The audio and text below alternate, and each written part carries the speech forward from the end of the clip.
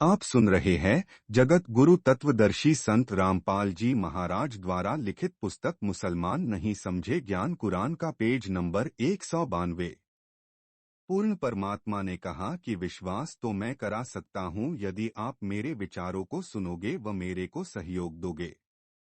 मोहम्मद साहेब ने कहा कि मैं तैयार हूँ। पूर्ण परमात्मा अल्लाह ने मोहम्मद से कहा कि आप मेरे साथ सत्यलोक चलो। मोहम्मद साहेब की आत्मा को पूर्ण परमात्मा अल्लाह कबीर अपने यथास्थान सत्यलोक में ले गए, जहां पर जाने के बाद जीव का फिर पुनः जन्म नहीं होता। उसको सतलोक कहते हैं। मोहम्मद साहेब को यह मालूम हुआ कि यहाँ पर आने के बाद जीव का फिर जन्म नहीं होता। फिर भी अपने उस पुराने ज्ञान के आधार पर और पृथ्वी पर उनके लाखों की संख्या में अनुयायी हो चुके थे। उनसे मोहम्मद साहेब की प्रभुता बहुत बनी हुई थी, उनका महत्व हो गया था। इस अपनी महिमा के कारण सतलोक नहीं रहे, पूर्ण अल्लाह पर विश्वास नहीं किया, वहां पर रहना स्वीकार नहीं किया और वापस पृथ्वी पर ही आ गए। अल्लाह कबीर ने उनको 5 कलमे जाप के बताए। उनमें से एक कलमा ही संगत को बताया, अल्लाहु अकबर, अन्य नहीं बताए जो कुरान में सांकेतिक कोड वर्ड्स शब्दों में लिखे हैं। गरीबदास जी महाराज की वाणी के आधार पर हम मोहम्मद को वहां सतलोक ले गयो, इच्छा रूपी वहां नहीं रहो। उल्ट मोहम्मद महल शरीर में पठाया, गुज बीरज एक कलमा लाया। रोजा बंग नमाज दई रे, बिस्मल की नहीं बात कही रे। मोहम्मद ने नहीं ईद मनाई, गऊ न बिस्मल की ती। एक बार कहा मोमिन मोहम्मद, तापर ऐसी बीती। पूर्ण परमात्मा कबीर साहेब की कृपा से मोहम्मद जी कुछ सिद्धि शक्ति युक्त हो गया। एक दिन नबी मोहम्मद जी के सामने अचानक एक बकरा मर गया। हजरत मोहम्मद ने हमदर्दी जताते हुए व कलमा पढ़ते हुए जो ही अपना हाथ उस मृत बकरे के शरीर से लगाया, वह मृत बकरा जीवित हो गया। नबी मोहम्मद आश्चर्यचकित रह गए तथा समझ गए कि उस अल्लाह की कृपा से शक्ति युक्त हो गया हूँ। एक दिन कुछ अनुयायी हजरत मोहम्मद जी के पास बैठे थे तथा उनकी भेड़ बकरियां वहां घास चर रही थी। एक तगड़ा बकरा दूसरे कमजोर बकरे को मार रहा था।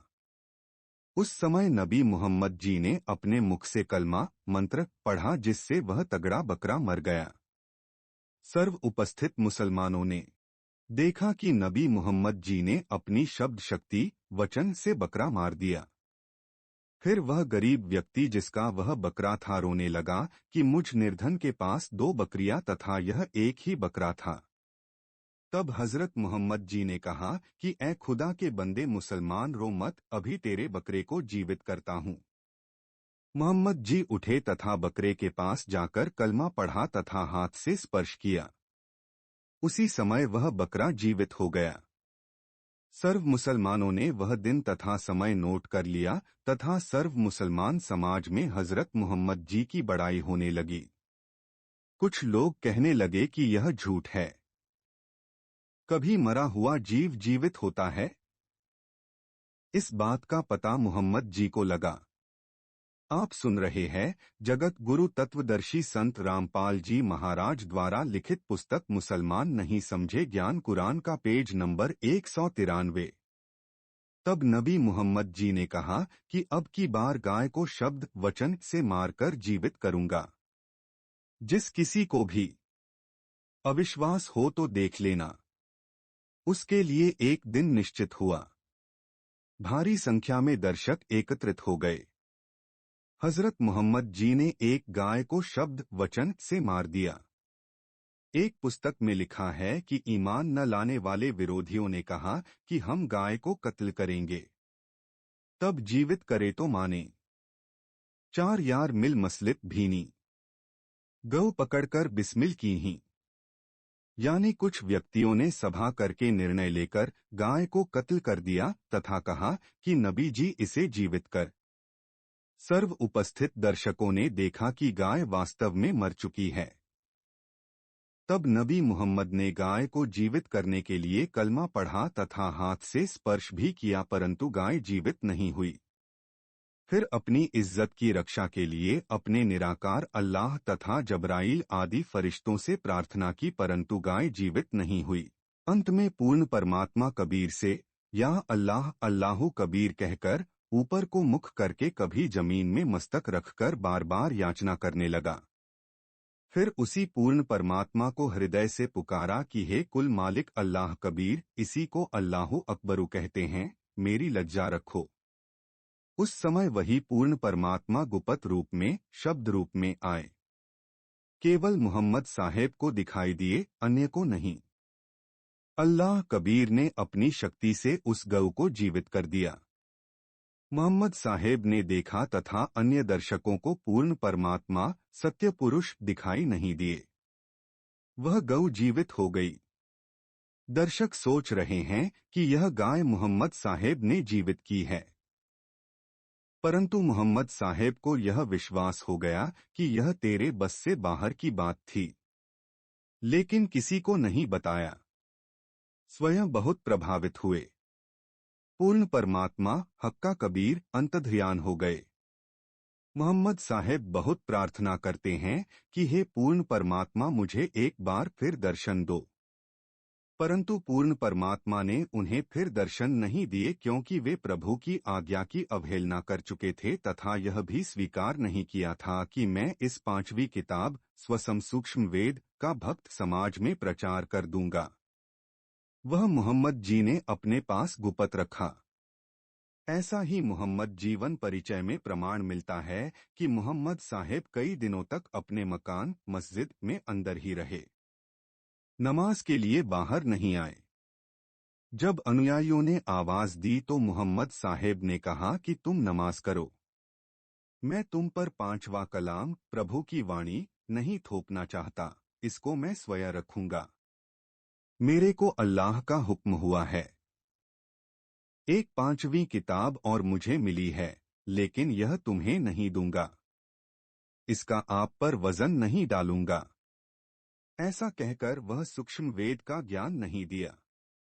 उसके बाद मोहम्मद साहेब के अनुयायियों ने उनके शरीर छोड़ जाने के बाद वह दिन हजरत मोहम्मद की समर्थता के प्रतीक में मनाना शुरू किया, जिस दिन मोहम्मद साहेब ने शब्द वचन से बकरे को मारा था और जीवित कर दिया था, फिर शब्द से गऊ को मारा था और उसी गाय को पूर्ण परमात्मा सत कबीर अर्थात अल्लाहु कबीर ने स्वयं आकर जीवित किया था। आप सुन रहे हैं जगत गुरु तत्वदर्शी संत रामपाल जी महाराज द्वारा लिखित पुस्तक मुसलमान नहीं समझे ज्ञान कुरान का पेज नंबर 194। लेकिन पूर्ण परमात्मा अन्य को दिखाई नहीं दिए, इसलिए हजरत मोहम्मद के अनुयायियों ने सोचा कि यह गाय हजरत मोहम्मद जी ने ही जीवित की है। वे तिथियां जिस दिन गाय व बकरे को मारकर जीवित किया था, मुसलमानों ने याद रखा। मोहम्मद साहेब के शरीर त्याग जाने के बाद उस दिन की याद ताजा रखने के लिए उन दिनों में गाय तथा बकरे को बिस्मिल हत्या किया जाने लगा। बिस्मिल तो करने लग गए, लेकिन उसको जीवित नहीं कर पाए।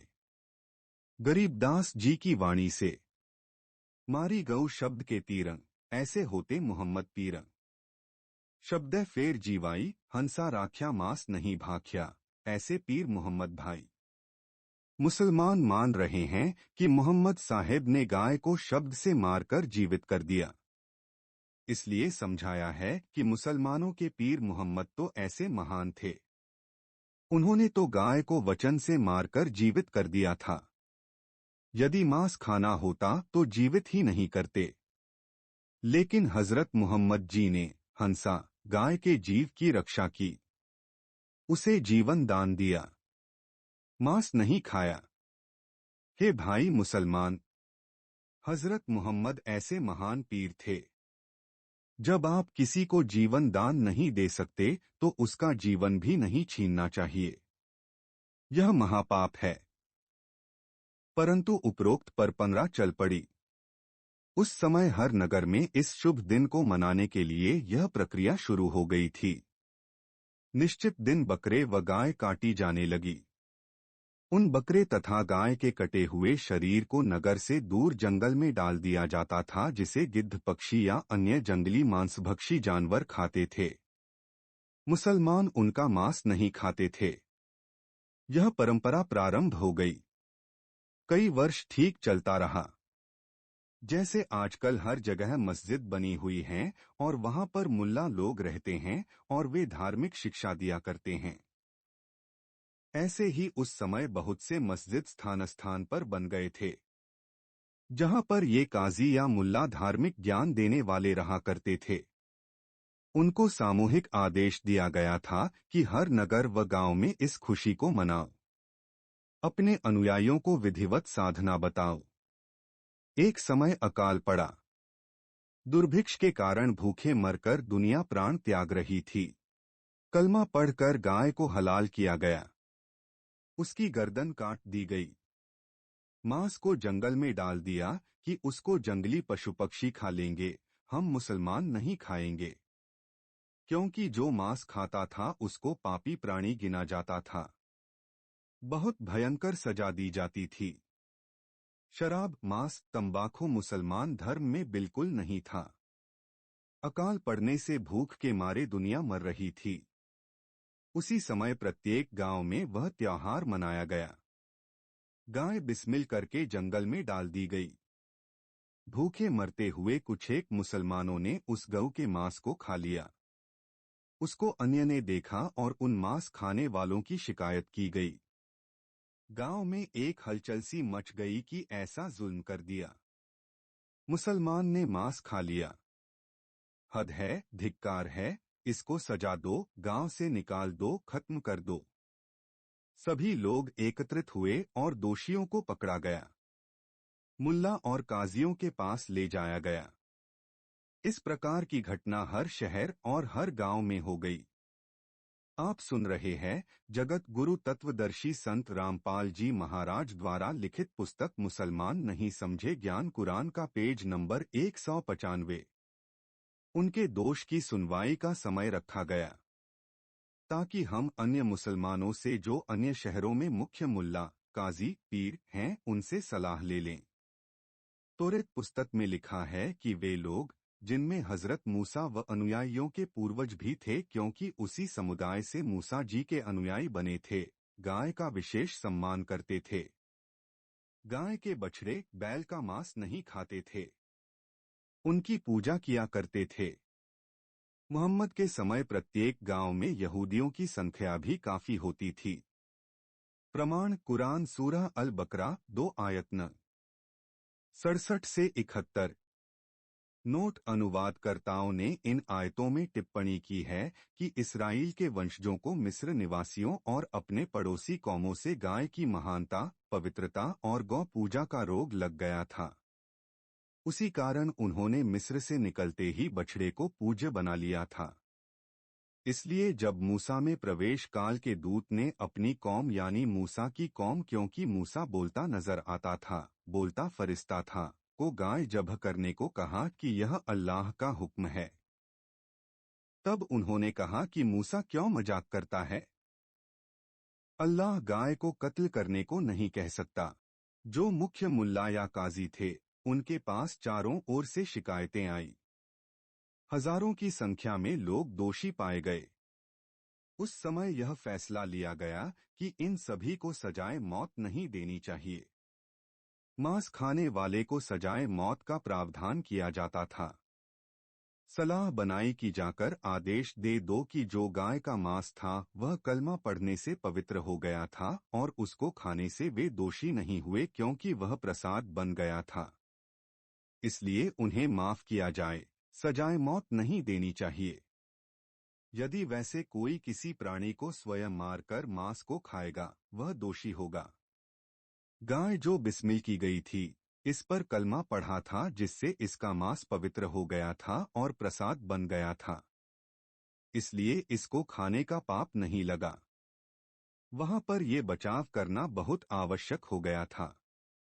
इसलिए उस समय के महापुरुषों ने, मुसलमानों के मुखियों ने सोचा तो अच्छा था, लेकिन आगे चलकर यह बुराई का कारण बन गया। सभी जगह बात फैल गई कि कोई बिस्मिल की हुई गाय या बकरे का मांस खाता है तो वह प्रसाद रूप में खाया जाता है और उसका कोई पाप नहीं लगेगा। अब इस पाप कर्म ने धर्म का रूप धारण कर लिया। उसको वे मौलवी लोग भी मना नहीं कर पाए। इसी प्रकार वह बकरा हलाल करने का दिन भी उसी अकाल के दौरान आया जिसे बकरीद नाम से मनाया जाता है। उसमें भी यह घटना हुई तथा उसका भी उपरोक्त निर्णय लेकर दोषियों को दोष मुक्त कर दिया गया। विशेष परिस्थितियों के कारण ऐसे पवित्र धर्म में यह भयंकर बुराई शुरू हो गई।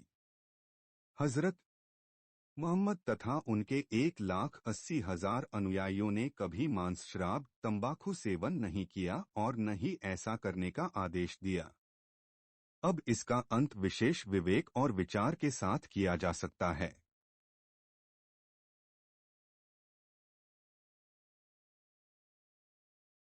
आप सुन रहे हैं जगत गुरु तत्वदर्शी संत रामपाल जी महाराज द्वारा लिखित पुस्तक मुसलमान नहीं समझे ज्ञान कुरान का पेज नंबर 196।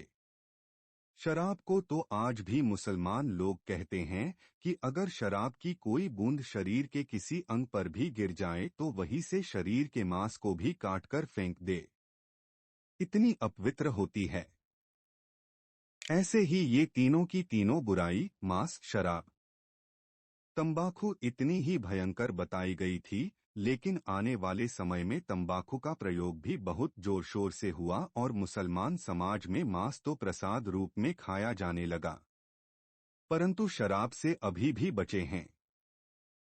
वर्तमान में भी मुसलमान शराब प्रयोग नहीं करते।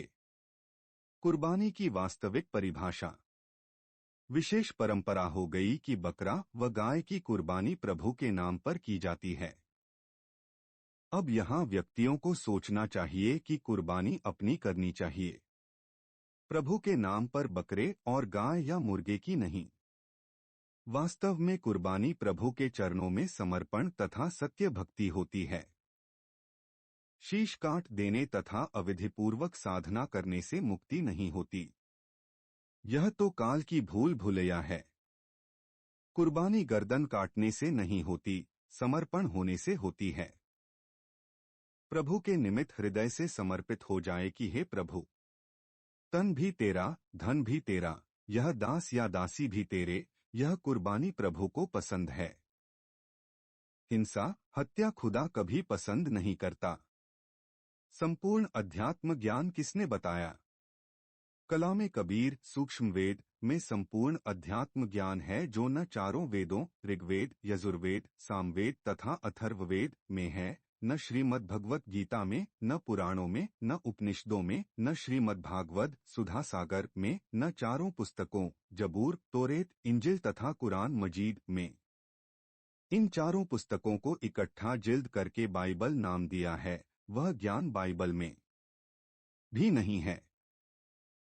प्रमाण के लिए पहले पढ़ें अल खिजर अल कबीर की विशेष जानकारी।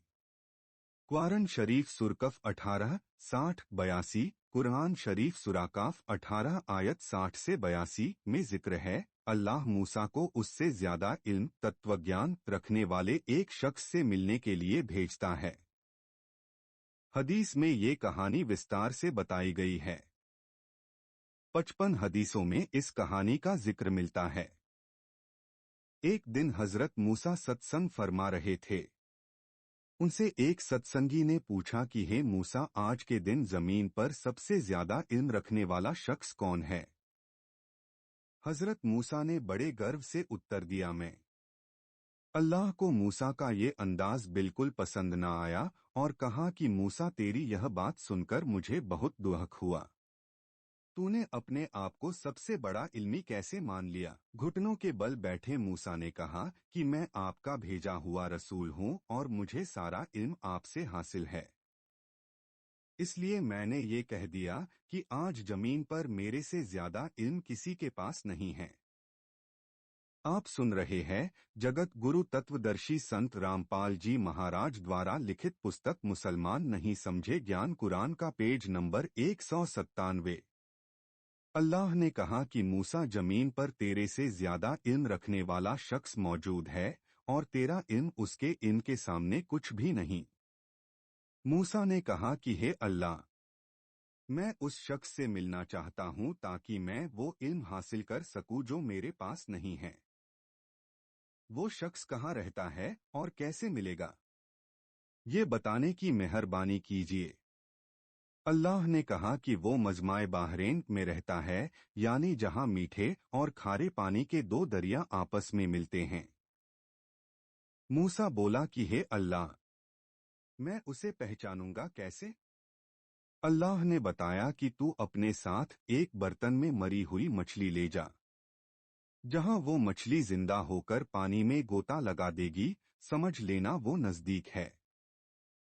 हदीस पुष्टि करती है कि ये शख्स जो मूसा से ज्यादा इल्मी इंटेलिजेंट है और जिससे अल्लाह ने मूसा को कुरान शरीफ सूरा काफ 18 आयत 60 से 82 में मिलने के लिए कहा है, उसका नाम अल-खिज्र है और सारा मुस्लिम जगत इससे सहमत है।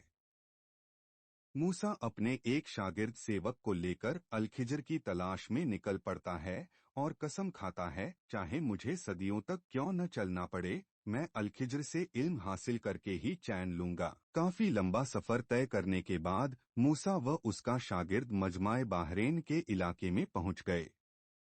मूसा लंबे सफर की थकान उतारने के लिए एक पत्थर का टेका लेकर सो गए।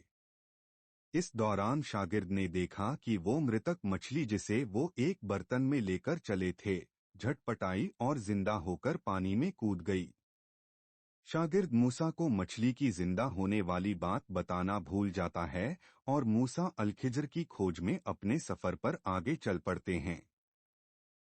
पूरा दिन पूरी रात चलने के बाद अगली सुबह मूसा शागिर्द से बोलता है कि मैं सफर की थकान से चूर चूर हो गया हूँ, ला मुझे कुछ खाने को दे दे। तब शागिर्द को ध्यान आता है कि जो मछली हम अपने साथ लाए थे वह तो कल जहां हमने टेका लिया था वहीं जिंदा होकर पानी में कूद गई थी और शैतान के प्रभाव से मैं आपको बताना भूल गया। ये सुनकर मूसा बोले, यही तो वो मुकाम था जहां हमें रुकना था। मूसा और शागिर्द अपने कदमों के निशानों को देखते हुए वापस उसी जगह पहुंच जाते हैं और उन्हें सफेद चादर ओढ़े हुए सफेद दाढ़ी वाला एक शख्स मिलता है।